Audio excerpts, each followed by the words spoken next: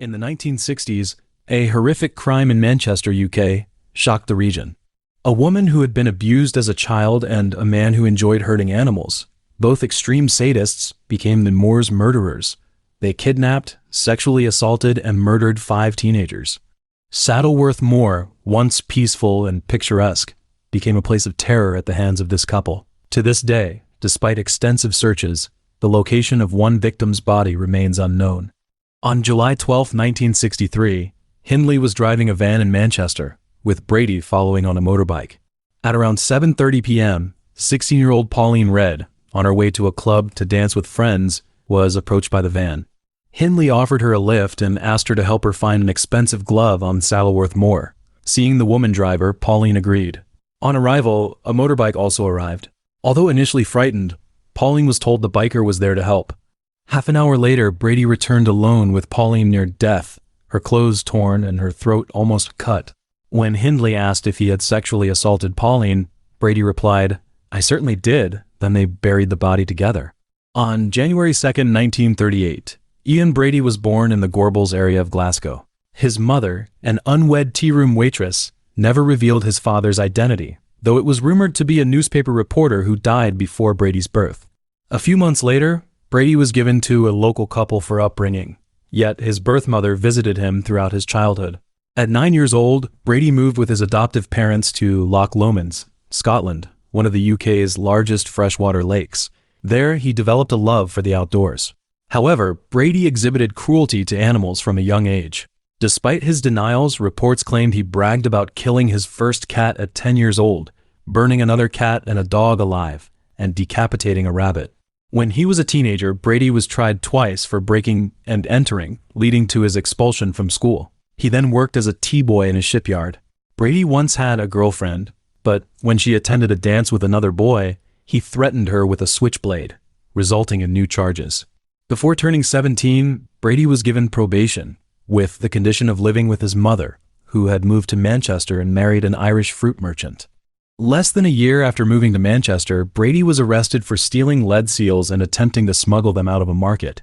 Sentenced to 3 months in a reformatory for juvenile offenders, then he was released and returned to Manchester, taking up manual labor, which he despised. To better himself, Brady borrowed an instruction manual from the local library and studied in his room for months, surprising his parents as he had never been interested in learning. In 1959, at 21 years old, Brady applied for a stock clerk position at Millward's Merchandising, a chemical wholesale distribution company in Gorton. Colleagues described him as a quiet and punctual young man, albeit with a bad temper. But unbeknownst to them, Brady was a fervent Nazi sympathizer, deeply interested in and actively spreading Nazi ideology in the UK. He often read related books, including Mein Kampf, and taught himself German. Myra Hindley, born on July 23, 1942, in Crumpsall, Manchester, had a violent childhood. Her father, a former soldier, was an alcoholic who abused her and her mother. At 8 years old, after being bullied by a boy, she was forced by her father to seek revenge, embedding violence in her psyche.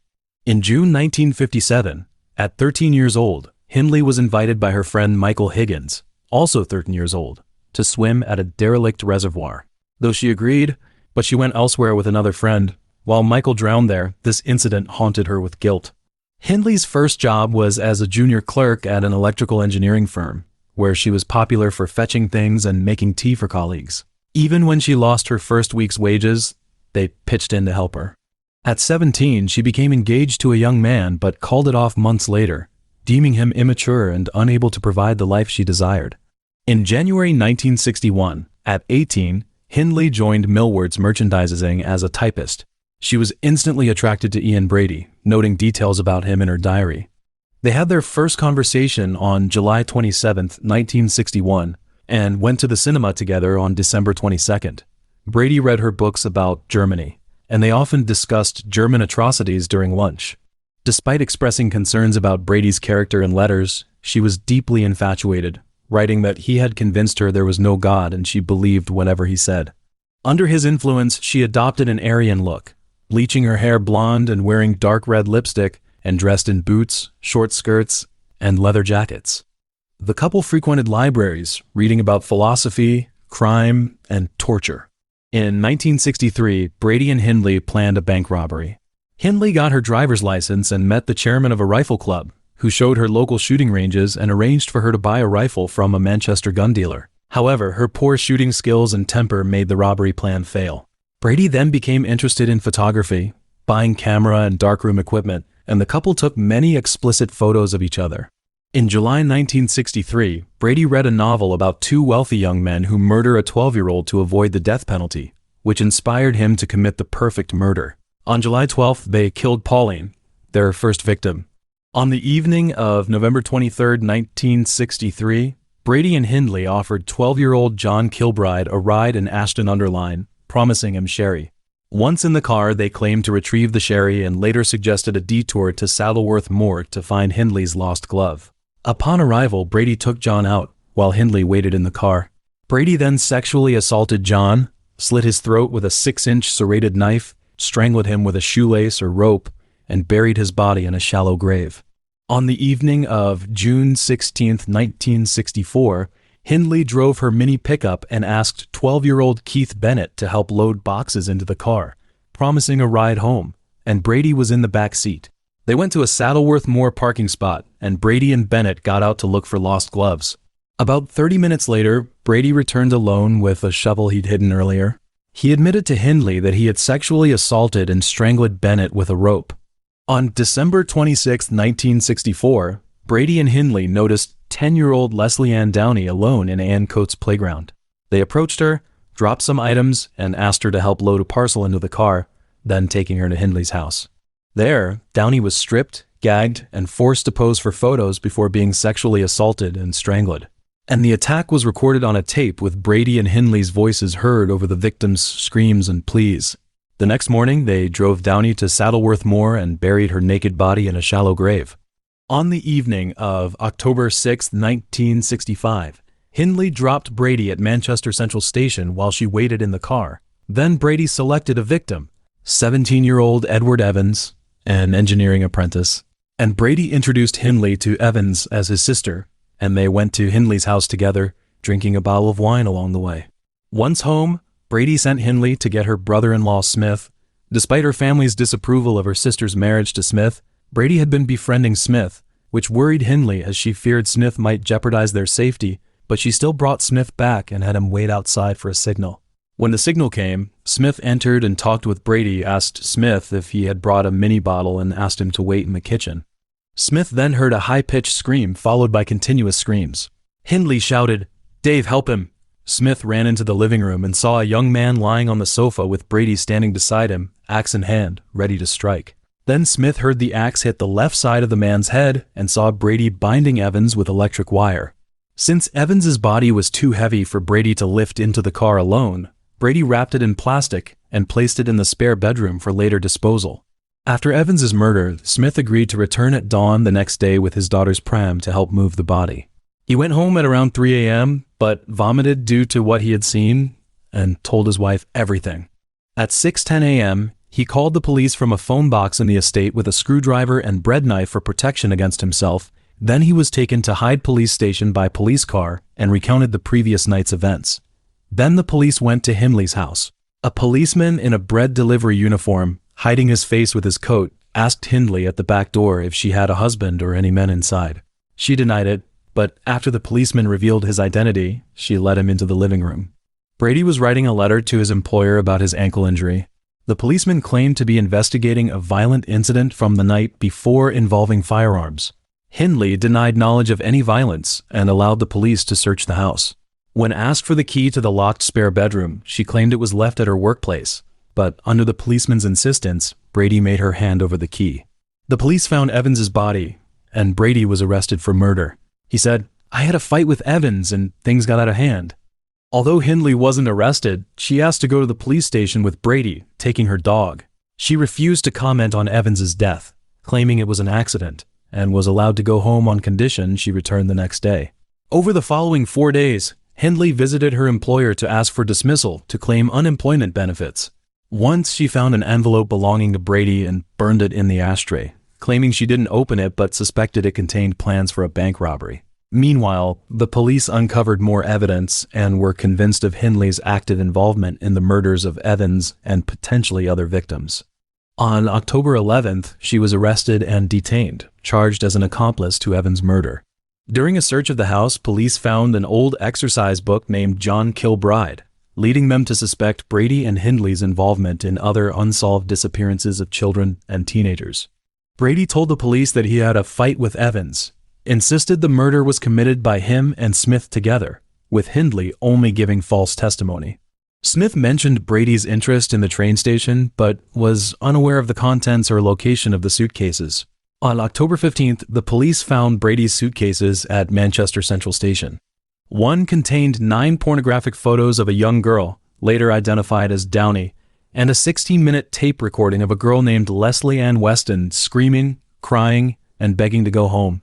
The police asked Downey's mother to view 2 photos for identification, which she confirmed as her daughter's, and also identified the voice on the tape as her daughter's. A neighbor revealed that Brady and Hindley had taken him to Saddleworth Moor multiple times, suggesting the remains might be buried nearby. The police immediately began a search and found an arm bone protruding from the peat on October 16th, initially thought to be John's but later confirmed as Downey's, with her body still recognizable and her mother identifying the clothes buried in the grave. In addition to crime scene photos, the suitcases contained pictures of Saddleworth Moor's scenery. Smith had told the police that Brady bragged about having photographic evidence of multiple murders. On October 21st, the police found John's severely decomposed body, identified by his mother through clothing. The same day, the imprisoned Brady and Hindley appeared at Hyde Magistrates Court charged with Downey's murder. The investigators also suspected Brady and Hindley of murdering other children and teenagers who had disappeared from Manchester and its surrounding areas in recent years. After John's body was found, the search continued for a while but was called off in November with the onset of winter. Various newspapers were keen to point out possible other victims of the Moors murderers, including Pauline and Bennett. During the trial, Brady admitted photographing Downey but claimed she was taken by 2 men. On December 2nd, he was charged with the murders of John, Downey, and Evans, while Hindley was charged with the murders of Downey and Evans and being an accomplice in John's murder. At the committal proceedings on December 6th, the prosecution's opening statement was made in a divided court rather than a public one, and the defense's similar request was denied. In December, 3 judges continued the proceedings for 11 days before sending the 2 defendants to Chester Assizes for trial.